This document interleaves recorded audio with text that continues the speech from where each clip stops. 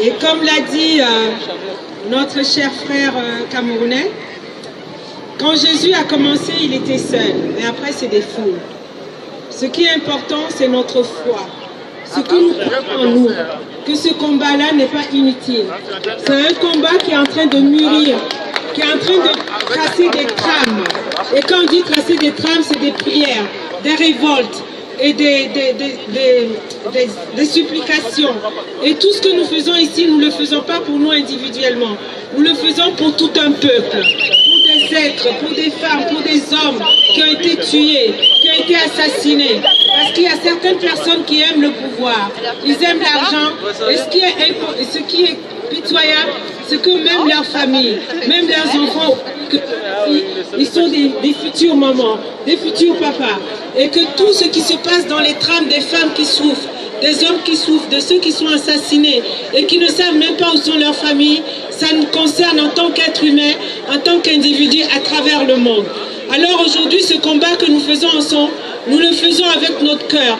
Et nous sommes venus, quel que soit le temps, quelles que soient nos occupations, nous sommes là parce que nous croyons que même à deux, on peut y arriver. Même tout seul, on peut y arriver. Alors je vous demande à chacun de croire en ce que nous faisons, de ne pas désespérer, de se dire aujourd'hui on est nombreux ou pas nombreux. Ce qui compte, c'est ce que chaque personne peut apporter et qu'on sait qu'en France, c'est pas facile. Les gens sont loin, les gens ont les occupations, ils sont très loin, ils ont des enfants et la France n'est ce qu'elle était.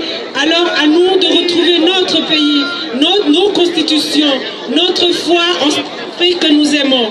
Si nous sommes ici aujourd'hui, c'est parce que quelque part, la France a joué un rôle important dans ce qui nous arrive aujourd'hui.